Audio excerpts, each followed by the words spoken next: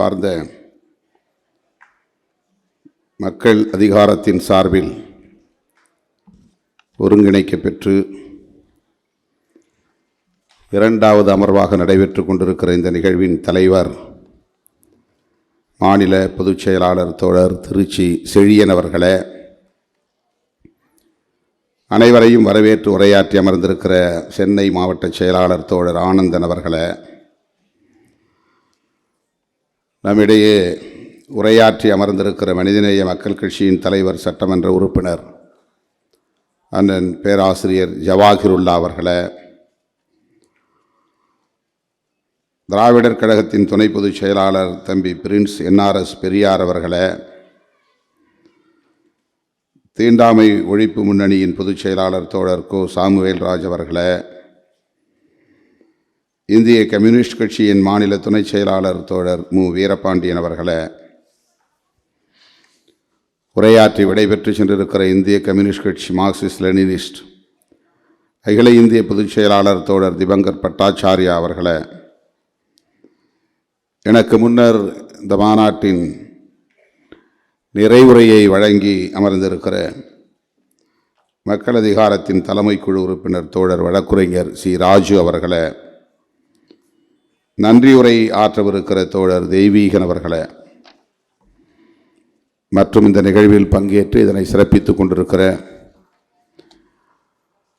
இடதுசாரி ஜனநாயக சக்திகளே, உங்கள் அனைவருக்கும் என்னுடைய பணிவார்ந்த வணக்கத்தை தெரிவித்துக் கொள்கிறேன். காலம் தாழ்ந்து வர நேர்ந்தமைக்கு என்னுடைய வருத்தத்தை முதலில் தெரிவித்துக் கொள்கிறேன்.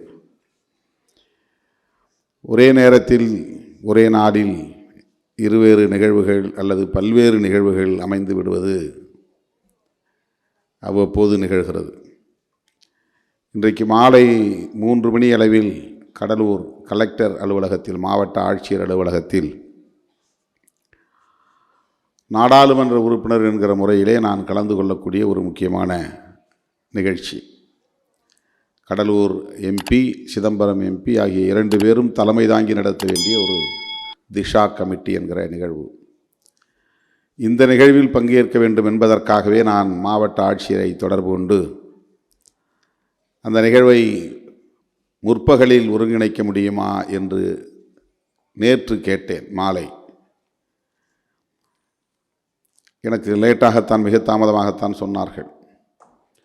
நான் கேட்டுக்கொண்டதற்கு இணங்க மாலை நடைபெறுவதாக இருந்த நிகழ்ச்சி காலை 11 மணிக்கு மாற்றி அமைக்கப்பட்டது. ஆனால் நிகழ்ச்சி 12 மணிக்கு மேல் தான் தொடங்கியது. இது 4 மணி நேரத்திற்கு மேலாக நடக்க வேண்டிய நிகழ்ச்சி.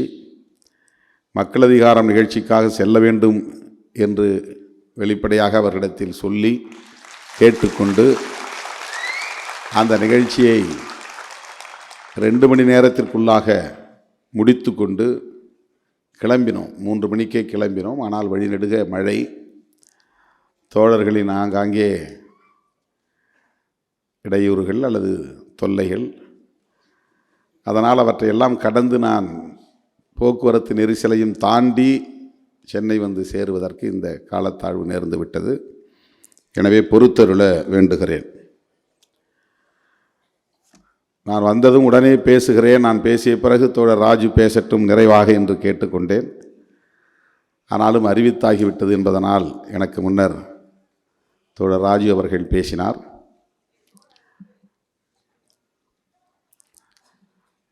எனக்குள்ள நெருக்கடிகளையும் இங்கே செல்ல கோபத்தோடு சுட்டி காட்டினார் அல்லது வருத்தத்தை வெளிப்படுத்தினார். விடுதலை சிறுத்தைகள் கட்சி இடதுசாரி ஜனநாயக சக்திகளோடு எவ்வாறு இணைந்து இயங்குகிறது என்பதை கடந்த 1/4 நூற்றாண்டு அரசியலில் களத்தில் உள்ள அனைவரும் நன்கு அறிவார்கள். அந்த வகையிலே மக்கள் அதிகாரம் ஒருங்கிணைக்கிற எல்லா நிகழ்ச்சிகளிலும் நான் தவறாமல் பங்கேற்கிறேன். இந்த அழைப்பை உடனடியாக நான் ஏற்றுக்கொண்டேன். எனக்கு வேற என்ன நிகழ்ச்சி இருக்கிறது என்பதை கூட நான் சோதித்து பார்க்கவில்லை, கேட்டு சொல்லவில்லை. உடனே வருகிறேன் என்று இசைவு தந்து விட்டேன். இந்த நிகழ்ச்சியில் பங்கேற்பதில் எனக்கு பெரிதும் மகிழ்ச்சி. ராஜு அவர்கள் பேசுகிற போது தலைப்பை பற்றி சொன்னார். ஒன்றிய அதிகார குவிப்பை தடுத்திடு என்பதற்கு பதிலாக தகர்த்திடு என்று ஒரு திருத்தம் சொன்னார்கள் என்று நான் இந்த துண்டறிக்கையை பார்த்ததும் எனக்கு தோன்றிய ஒரு திருத்தம்,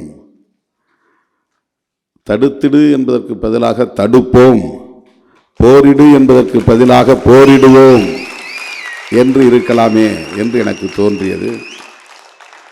நாம் வெளியிலே நின்று கொண்டு யாருக்கோ சொல்லுவது போல் இல்லாமல் நம்மையும் இணைத்து கொண்டு நாமும் சேர்ந்து களத்திலே நின்று தடுப்போம் அல்லது தகர்ப்போம், போரிடுவோம் என்கிற வகையில் இது அமைந்திருக்கலாமே என்று எனக்கு தோன்றியது.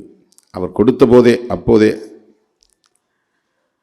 நாம் எல்லோரும் சேர்ந்து களத்திலே நிற்க வேண்டும். தமிழகத்தில் உள்ள அனைத்து ஜனநாயக முற்போக்கு சக்திகள், இடதுசாரி சக்திகள் அனைவரும் ஒருங்கிணைந்து போராட வேண்டும்.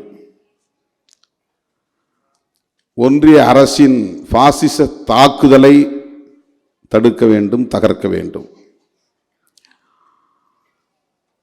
இந்த மாநாட்டின் முதன்மையான கருப்பொருள் ஒன்றிய அரசு அல்லது பாஜக அரசு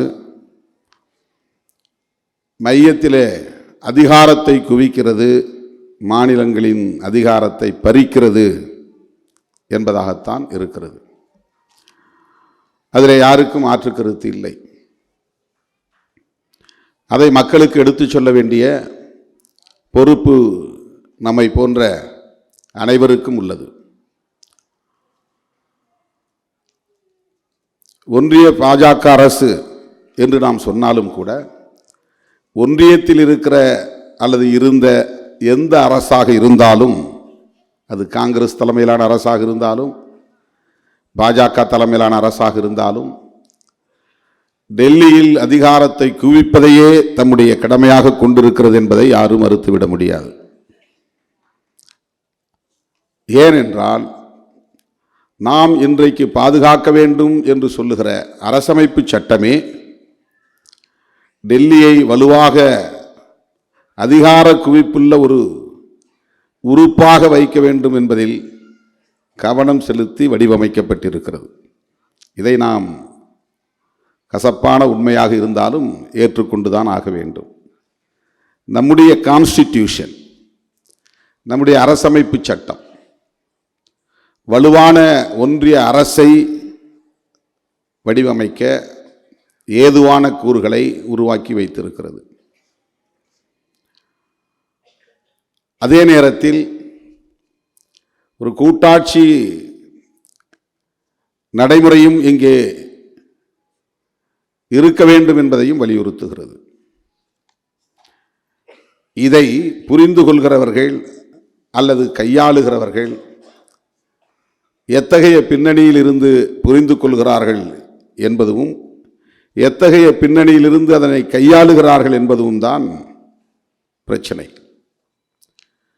அதனால்தான் புரட்சியாளர் அம்பேத்கர் அவர்கள் மிகவும் எச்சரிக்கையாக சொன்னார், இந்த அரசமைப்பு சட்டம் நல்லோரின் கையில் கிடைத்தால் நாடு நலம் பெறும், தீயோரின் கையில் கிடைத்தால் பெரும் தீங்கில் போய் முடியும் என்று புரட்சியாளர் அம்பேத்கர் மிகவும் எச்சரிக்கையாக சொல்லி வைத்திருக்கிறார். ஆகவே இன்றைக்கு ஆட்சியிலே இருப்பவர்களும் சரி, ஆட்சியிலே இருந்தவர்களும் சரி, டெல்லி வலுவாக இருக்க வேண்டும், மாநிலங்கள் வலு குன்றி இருக்க வேண்டும் என்று விரும்புகிறார்கள். அப்படி விரும்புவதற்கு அவர்கள் முன்வைக்கக்கூடிய முக்கியமான காரணம் இந்தியாவை ஒரு தேசமாக்க வேண்டும் என்பதுதான். நேஷன்ஹுட், அதுதான் தேசியவாதமாக பரிணமிக்கிறது. அரசமைப்பு சட்டத்தின் மிக முக்கியமான நோக்கமே இந்தியாவை ஒரு நாடாக்க வேண்டும். அப்படி என்றால் இது ஒரு நாடாக இல்லை என்பதுதான். அதுதான் வரலாறு. சிதறி கிடந்த பல நிற பகுதிகளை, பல்வேறு ஆளுகைக்கு கீழே கட்டுண்டு கிடந்த பல்வேறு ஆட்சி பரப்புகளை ஒருங்கிணைத்து ஒரு தேசமாக்குவதற்கான முயற்சியை மேற்கொண்ட போது வடிவமைக்க பெற்ற ஒரு சட்டம்தான் இந்திய அரசமைப்பு சட்டம். உலகம் முழுவதும் ஒவ்வொரு நாட்டின் அரசமைப்பு சட்டத்தின் நோக்கமும் அது ஆளுகிற நிலப்பரப்பை ஒரே தேசமாக்க வேண்டும் என்கிற அடிப்படையில் தான் வடிவமைக்கப்பட்டிருக்கிறது.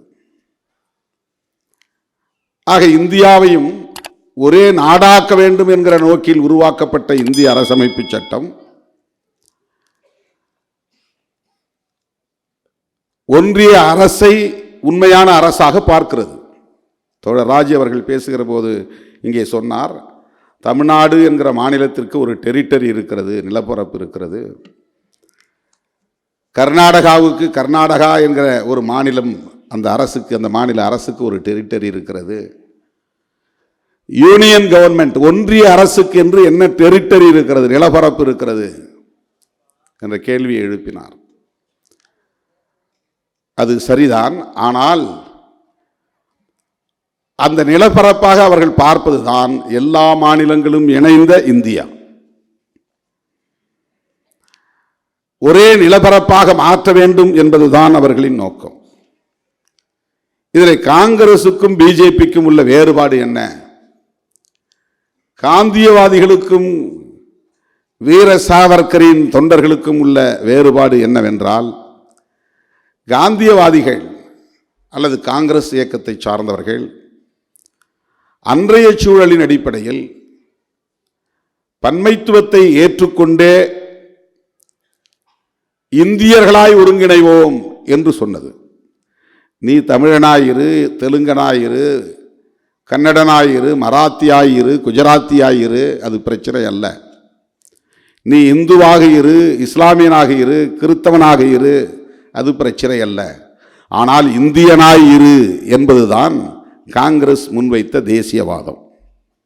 அது நாட்டினவாதம் என்று நாம் சொல்லலாம்.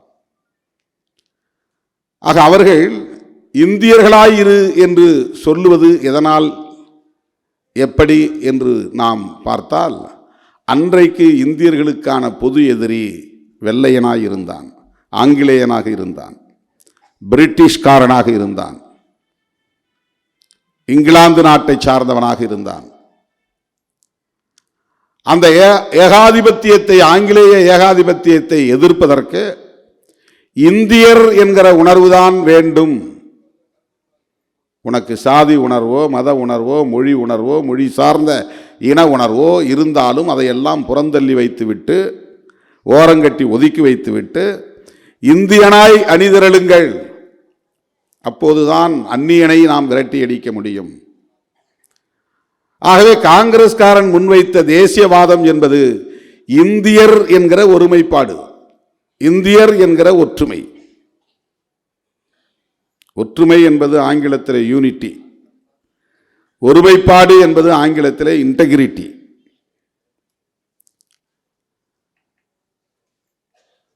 பன்மைத்துவத்தை ஏற்றுக்கொண்டு ஒற்றுமையாக இருப்பது இன்டெகிரிட்டி. நீ நீயாயிரு, நான் நானாக இருக்கிறேன், ஆனால் நாம் இருவரும் நாமாக இருப்போம் என்கிற அந்த அடிப்படையிலே வைப்பதுதான் அது. பிஜேபிக்காரர்கள் வைக்கிற அந்த ஒருமைப்பாடு என்னவென்றால், இந்தியர் என்று இப்போது அவனால் சொல்ல முடியவில்லை. அவனுக்கு தேவை இந்துவாக இரு என்பதுதான் அவனுடைய தேசியவாதமாக இருக்கிறது. அவன் முன்வைத்த தேசியவாதம் இந்தியன் என்கிற தேசியவாதம், இந்தியன். இவன் வைக்கிற தேசியவாதம் ஹிந்து நேஷனலிசம். இந்த தேசம் இந்துக்களின் தேசமாக அறிவிக்கப்பட வேண்டும், நாம் இங்கே இந்துக்களாகவே நம்மை அடையாளப்படுத்திக் கொள்ள வேண்டும். அந்த அடிப்படையில் ஒரே நாடு என்கிற ஒரு வடிவத்தை, ஒரு கட்டமைப்பை இங்கே நிறுவியாக வேண்டும்.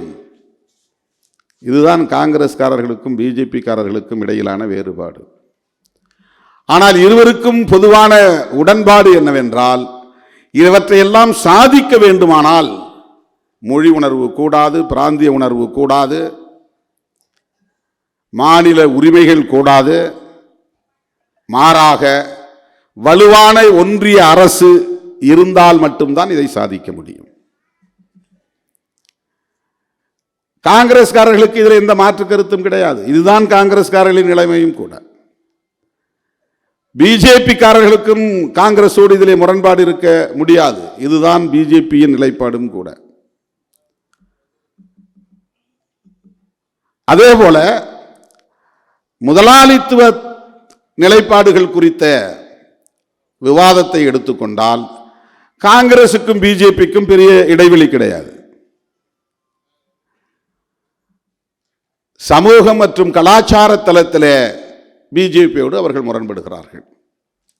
சனாதனம் வேண்டாம்,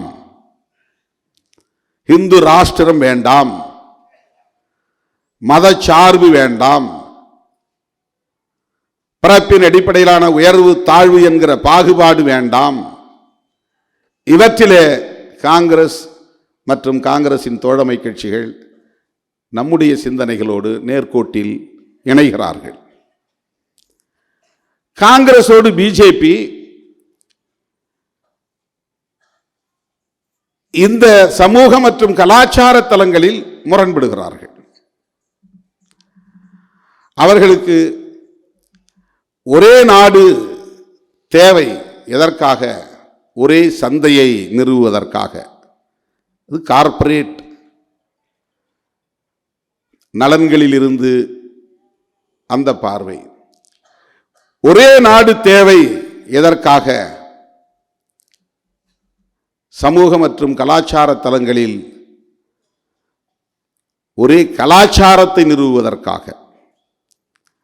இதுதான் பிஜேபி.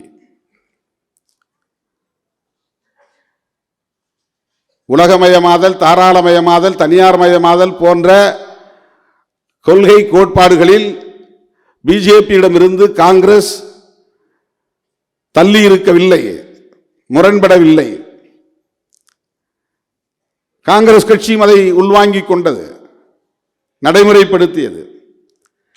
கார்ப்பரேட்டுகளின் நலன்களை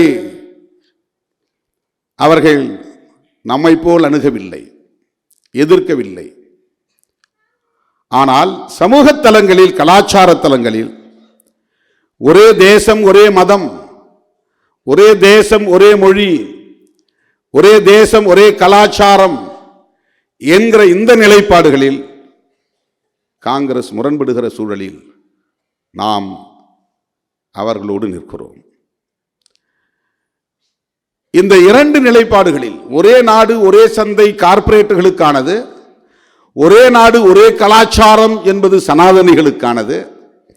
இவற்றில் இந்த இரண்டில் மிகவும் ஆபத்தானது எது, தீங்கானது எது என்று பார்த்தால், பிற நாடுகளில் இருந்து ஒப்பிடுகிற போது இந்தியாவுக்கு மட்டுமே உள்ள சிறப்பு கூறுவாக இருக்கிற ஒரே நாடு ஒரே கலாச்சாரம் என்பதுதான் மிகவும் ஆபத்தானது.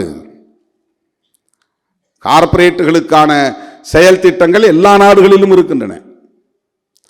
ஆனால் சனாதனத்திற்கான செயல் திட்டம் இந்தியாவில் மட்டும் இருக்கிறது. கார்ப்பரேட் நலன்களுக்கான செயல் திட்டம் எல்லா கட்சிகளிடமும் இருக்கிறது. ஒப்புக்கொண்டோ ஒப்புக்கொள்ளாமலோ, உடன்பட்டோ உடன்படாமலோ கார்ப்பரேட் நலன்களுக்கான செயல் திட்டங்களில் எல்லா கட்சிகளுக்குமே தேர்தல் கட்சிகளில் உடன்பாடு இருக்கிறது, ஒரு உடன்பாட்டு புள்ளி இருக்கிறது. ஆனால் சமூகம் மற்றும் கலாச்சார தலங்களில் சனாதனத்தை நிலைநாட்டுவதற்கு அல்லது பாதுகாப்பதற்கு, தலைமுறை தலைமுறையாய் நிலவி வருகிற இந்த சமூக ஒழுங்கை சீர்குலையாமல் பாதுகாப்பதற்கு, பிறப்பின் அடிப்படையிலான உயர்வு தாழ்வு என்கிற இந்த சமூக கட்டமைப்பை தகர்க்க விடாமல் தடுப்பதற்கு, கோல்வாக்கரின் கனவை நனவாக்குவதற்கு, வீர சாவர்கரின் செயல் திட்டத்தை நடைமுறைப்படுத்துவதற்கு இந்து ராஷ்டிரம் என்பது தேவையாக இருக்கிறது. அதை அறிவிப்பதற்கு இன்றைக்கு அவர்களின் முன்னால் இருக்கிற மிகப்பெரிய முட்டுக்கட்டை எது என்றால், காங்கிரஸோ கம்யூனிஸ்டுகளோ அல்ல, திமுக போன்ற திராவிட கட்சிகளோ அல்ல. இவையெல்லாம் எதிர்க்கின்றன, விமர்சிக்கின்றன. இவற்றையெல்லாம் அவர்கள் தேர்தல் களத்தில் எதிர்கொள்கிறார்கள். ஆனால் அவர்களின் சனாதன கனவுகளுக்கு மிகப்பெரிய முட்டுக்கட்டையாக இருப்பது, இந்து ராஷ்டிர கனவை நனவாக்க விடாமல் தடுக்கும் வகையில் முட்டுக்கட்டையாக இருப்பது இந்திய அரசமைப்பு சட்டம்தான். கான்ஸ்டிடியூஷன் ஆஃப் இந்தியா என்பதுதான். எப்படி ஒன்றிய அரசுக்கு அதிகார குவிப்பை தருகிற அதே கான்ஸ்டிடியூஷன், டெல்லியிலே வலுவான ஒரு ஒன்றிய அரசு அமைய வேண்டும், அப்போதுதான் ஒரு இந்தியா என்கிற நாட்டை வடிவமைக்க முடியும் என்பதற்கான ஏதுக்களை தருகிற, ஏதுவான வாய்ப்புகளை தருகிற அதே கான்ஸ்டிடியூஷன் சனாதனத்திற்கு துளியும் இடம் கொடுக்காமல் மிக வலுவாக, மிக முக்கியத்துவம் வாய்ந்த கோட்பாடுகளை முன்மொழிகிறது. புதிய இந்தியாவை கட்டமைப்பதற்கு என்ன புதிய இந்தியா? சமத்துவ இந்தியா, சகோதரத்துவ இந்தியா கட்டமைக்கப்படுவதற்கு, சகோதரத்துவம் மலர வேண்டுமானால், சமத்துவம் இங்கே நிறுவப்பட வேண்டுமானால், சனாதனம் என்கிற கருத்தியல் வேறறுக்கப்பட வேண்டும். அதன் அடிப்படையில் நிறுவப்பட்டிருக்கிற சமூக அமைப்புக்கு எதிரான தாக்குதல் நடைபெற வேண்டும். அதற்கு மாவோயிஸ்டுகள் காடுகளில் பயிற்சி பெற்று ஆயுதம் தாங்கிய யுத்தத்தை நடத்துவது போல் அல்லாமல், நிலப்பரப்புகளுக்கு எதிராக, கார்ப்பரேட் நிறுவனங்களுக்கு எதிராக, சுரண்டும் முதலாளித்துவ ஆதிக்க கும்பலுக்கு எதிராக, உழைக்கும் மக்களை அரசியல் படுத்தி அமைப்பாக்கி அவர்களோடு களம் காண வேண்டும் என்று எண்ணாமல், அந்த வழியை தேடாமல், ஒற்றை பேராயுதமாக புரட்சியாளர் அம்பேத்கர் அவர்கள் வகுத்தளித்த ஒன்றுதான் அரசமைப்பு சட்டம். மாவோயிஸ்டுகளின் கைகளில் இருக்கிற அத்தனை ஆயுதங்களுக்கும் உள்ள வலிமையை விட 1000 மடங்கு வலிமை கொண்டதாக இருக்கிற ஒற்றை பேராயுதம் அரசமைப்பு சட்டம். அந்த அரசமைப்பு சட்டத்தை நாம் வெவ்வேறு கோணங்களில் விமர்சிக்க முடியும். ஆனால் இந்த கோணத்தில் அதுதான் நமக்கு ஒரு புதிய இந்தியாவை கட்டமைப்பதற்கான வாய்ப்பை உருவாக்கி தருகிறது. அந்த அரசமைப்பு சட்டத்தின் பிரியாம்பிளில் இருக்கிற முக்கியமான 3 கோட்பாடுகளை நாம் புரிந்து கொண்டால் அதை உணர முடியும். அந்த அரசமைப்பு சட்டத்தின் முக்கியமான 3 இசங்கள், ஒன்று ஃபெடரலிசம், இன்றைக்கு இந்த மாநாட்டின் முக்கியமான கருப்பொருளாக அது இருக்கிறது. ஃபெடரலிசம். 2 புளூரலிசம், பன்மைத்துவம். ஒரே தேசம், ஒரே கலாச்சாரம் கூடாது. இந்த கோரிக்கை, இந்த முழக்கம் பிஜேபி பின்னால் வந்து எழுப்பும் என்பது 1950க்கு முன்னரே புரட்சியாளர் அம்பேத்கர் போன்ற தலைவர்களுக்கு தெரிந்திருக்கிறது. ஆகவே புளூரலிசம் என்கிற அந்த கோட்பாடு, பன்மைத்துவம் என்கிற கோட்பாடு, அதைவிட மிக முக்கியமானது சனாதனிகளின் கண்ணை உறுத்துகிற, தொண்டையை நெருடுகிற கோட்பாடு செக்யூலரிசம் என்பதாகும். அரசமைப்பு சட்டத்தின் 3 உயிர்மூச்சு கோட்பாடுகளாக பிரியாம்பிள் முன்மொழியக்கூடிய கோட்பாடுகள் ஃபெடரலிசம், புளூரலிசம், செக்யூலரிசம். இவற்றின் அடிப்படையிலான ஒரு புதிய அரசை நாங்கள் உருவாக்கப் போகிறோம். We the people of India having solemnly resolved to constitute into sovereign democratic republic. இப்படி ஒரு அரசை நாங்கள் உருவாக்க ஒருமித்த முடிவை எடுத்திருக்கிறோம். இந்த 3 சொற்கள் தான் இந்தியன் யூனியன் கவர்மெண்ட்டுக்கான definition. What is union government அப்படின்னு கேட்டால், it is nothing but sovereign democratic republic, இறையாண்மையுள்ள ஜனநாயக குடியரசு. அதிலே மதசார்பின்மை என்கிற சொற்றொடர் இல்லை, செக்யூலரிசம் இல்லை, சமதர்மம் என்கிற சொல், சோசலிசம் என்கிற சொல் இல்லை. 1950 ஜனவரி 26 அன்று நடைமுறைக்கு வந்த அந்த அரசமைப்பு சட்டத்தின் பிரியாம்பிள் என்கிற முகப்புரையில் யூனியன் கவர்மெண்ட் என்பதற்கான விவரணையில் இந்த 3 சொற்கள் மட்டுமே இருந்தன. இது குடியரசு. எப்படிப்பட்ட குடியரசு? ஜனநாயக குடியரசு. எப்படிப்பட்ட ஜனநாயக குடியரசு? இறையாண்மையுள்ள ஜனநாயக குடியரசு. வேறு எந்த நாடும் எங்களின் கொள்கை முடிவில் தலையிட முடியாது, எங்களை நாங்களே ஆண்டு கொள்ளுகிற ஆளுமையை பெற்றிருக்கிறோம் என்று சொல்லுகிற இறையாண்மையுள்ள ஜனநாயக குடியரசு. எதற்காக? இங்குள்ள ஒவ்வொரு குடிமகனுக்குமான நீதி, சுதந்திரம், சமத்துவம், சகோதரத்துவம் ஆகியவற்றை நிறுவுவதற்காக. இதுதான் பிரியாம்பிள். இதுதான் மேனிஃபெஸ்டோ ஆஃப் மாடர்ன் இந்தியா. இதுதான் புதிய இந்தியாவை கட்டமைப்பதற்கான கொள்கை அறிக்கை. சனாதனத்தை தகர்க்கும் வெடிமருந்து கிடங்கு இது. சனாதன இந்தியாவில், பாகுபாடுகள் நிறைந்த இந்தியாவில் சுதந்திரம் கிடையாது, நீதி இல்லை, சகோதரத்துவம் இல்லை, சமத்துவம் இல்லை. இதுதான் ஆயிரக்கணக்கான ஆண்டுகளாக உருவாகி இருந்த இந்தியா. பல்வேறு சமஸ்தானங்களாக சிதறி கிடந்தாலும் திருவாங்கூர் மகாராஜா வேறு, மைசூர் மகாராஜா வேறு. ஆனால் இவர்கள் ஆட்சி அதிகார எல்லைக்குள்ளே இருந்த சமூக கட்டமைப்பு சனாதன கட்டமைப்பாக இருந்தது. இந்தியா முழுவதும் ஒரு மன்னன் இல்லை, இந்தியா முழுவதும் ஒரு அரசு அமைப்பு இல்லை, இந்தியா முழுவதும் ஒரு அரசுக்கான ஒற்றை கோட்பாடு எல்லோராலும் ஏற்றுக்கொள்ளப்பட்ட கோட்பாடாக இல்லை. ஆனால் நூற்றுக்கணக்கான சமஸ்தானங்கள் இருந்தும் கூட ஒவ்வொரு சமஸ்தானத்திற்குள்ளும் ஒவ்வொரு மன்னரின் ஆட்சி காலத்திலும் வெவ்வேறு காலகட்டத்திலும் இந்த இந்திய சமூக கட்டமைப்பில் சனாதனமே இழையோடி இருந்திருக்கிறது, வேரோடி இருந்திருக்கிறது. எல்லா ஆட்சி காலத்திலும் அதுவே முதன்மையான கோட்பாடாக இருந்திருக்கிறது. பாகுபாடு நிறைந்த சமூகமாக இது கட்டமைக்கப்பட்டிருக்கிறது. எனவே இதுதான் இருக்கிற ஆபத்துகளிலேயே, தீங்குகளிலேயே மிக மோசமானது என்பதை உணர்ந்த புரட்சியாளர் அம்பேத்கர் அவர்கள் அந்த இந்தியாவை தகர்ப்பதற்கு புதிய கோட்பாடுகளை முன்மொழிகிறார். அந்த கோட்பாடு நாங்கள் உருவாக்க போகிற புதிய இந்தியாவில் சமூக நீதி, பொருளாதார நீதி, பொலிட்டிக்கல் அரசியல் நீதி இருக்கும்.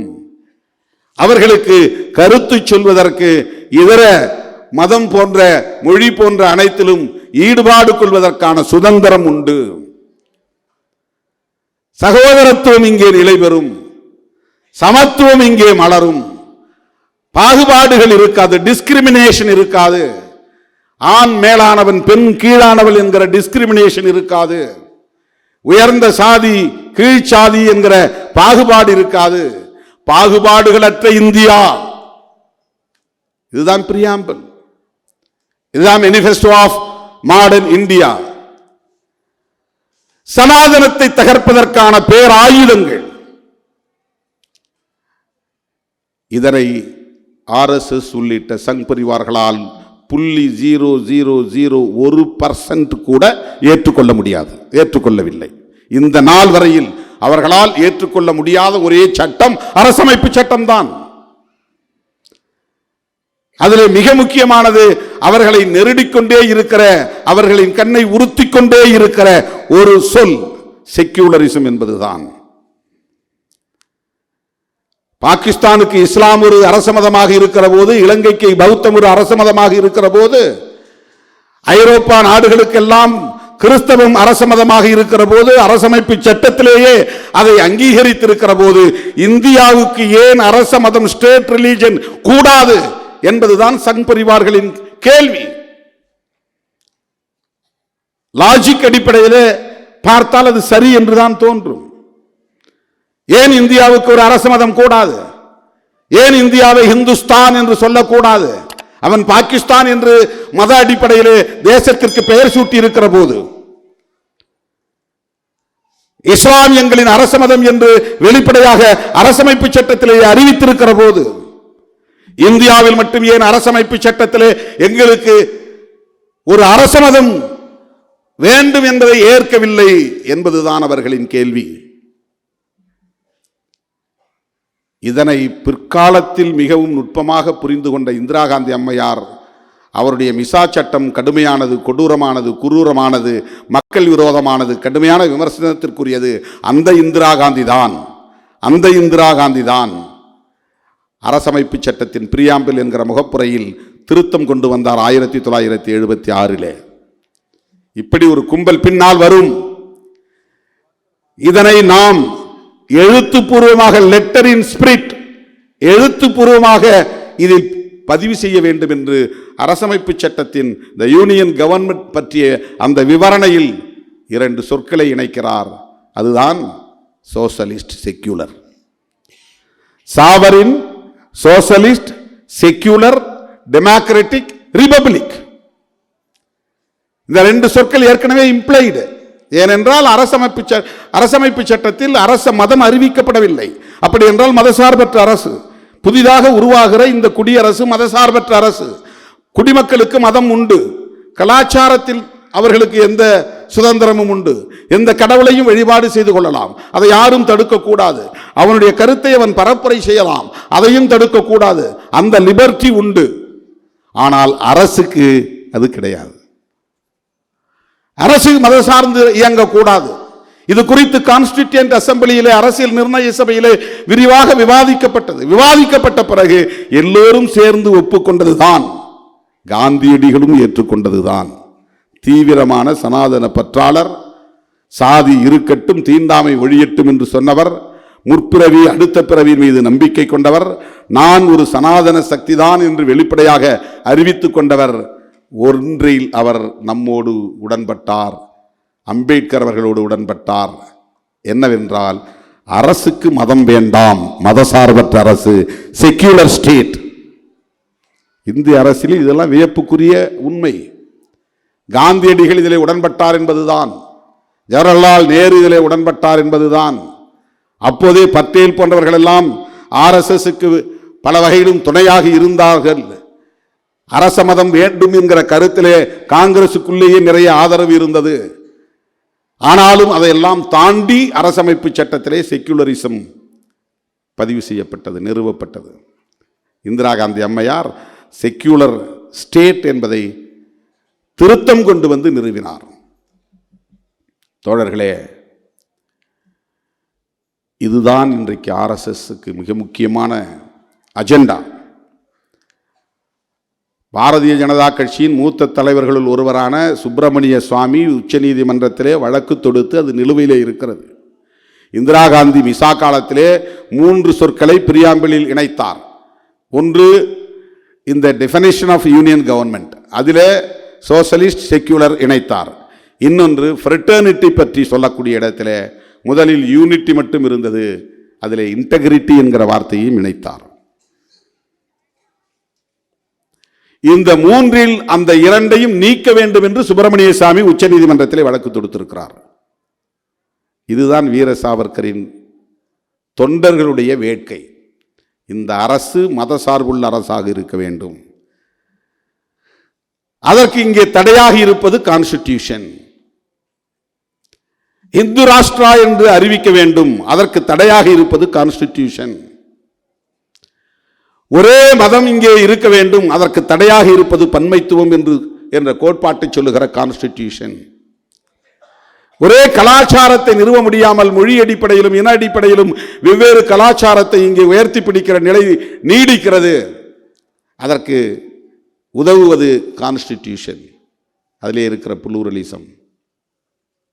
தொடர்களே, ஏன் இதையெல்லாம் அவர்கள் தாக்குதல் நடத்துகிறார்கள் என்றால், கார்ப்பரேட் நலன்களுக்காக சேவை செய்வது என்பது உலகில் உள்ள அத்தனை நாடுகளின் பிறவி கடனாகவே இருக்கிறது. ஒவ்வொரு அரசுக்கும் உலக நாடுகள் அனைத்துமே உலகமயமாதல், தாராளமயமாதல், தனியார்மயமாதல் என்பதை ஏற்றுக்கொண்டு உலகத்தையே ஒரே யூனிட்டாக மாற்றி இந்தியாவை மட்டுமல்ல உலகத்தையே ஒரே சந்தையாக்குவது என்பதுதான் புதிய பொருளாதார கொள்கையின் நோக்கம்.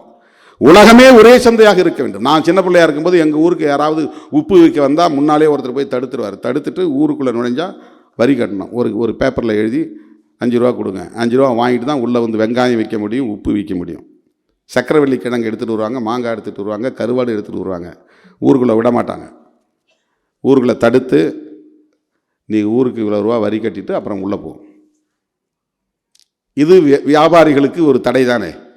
இப்படித்தான் ஒவ்வொரு நாட்டுக்குள்ளேயும் ஒரு முதலாளி நுழையும் போது அந்த நாட்டில் பல சட்டங்கள் இருந்தன. அவர்கள் உள்ளே அவ்வளவு எளிதாக நுழைய முடியாது. அவன் சந்தையை விரிவுபடுத்த முடியாது. இந்த தடைகளை எல்லாம், தேச வரம்புகளின் மூலம் நிலவிய தடைகளை எல்லாம் உடைத்துவிட்டு முதலாளி எந்த தேசத்திலும் உட்கார்ந்த இடத்திலிருந்தே முதலீடு செய்ய முடியும். அவன் இந்தியாவுக்கு வரணும்னு அவசியம் இல்லை. ஆனால் அவனுடைய ஃபார்முலா, டெக்னிக்கல் நோகோ இங்கே வந்துடும். அவனுடைய ஆட்கள் வேலை செய்ய மாட்டார்கள், நம்முடைய ஆட்கள் வேலை செய்வார்கள். அவனுக்கான மெட்டீரியல் எதுவும் இருக்காது, நம்முடைய மெட்டீரியல். அவனுக்கு தண்ணீர் அவன் நாட்டிலிருந்து வராது, நம்முடைய நாட்டிலிருந்தே வரும். எல்லாவற்றையும் நாமே செய்வோம். இதில் வரக்கூடிய கழிவுகளை அவன் நாட்டில் கொண்டு போய் போட போவதில்லை, நம்முடைய நாட்டிலேயே கொண்டு கொட்ட போகிறோம். ஆனால் அவனுக்கு லாபம் போய் கொண்டிருக்கும். புதிய பொருளாதார கொள்கை உலகத்தையே ஒரு யூனிட்டாக மாற்றி இருக்கிறது. ஏனென்றால் உலகம் ஒட்டுமொத்தமாகவும் அவனுக்கான சந்தையாக மாற்றுகிறான்.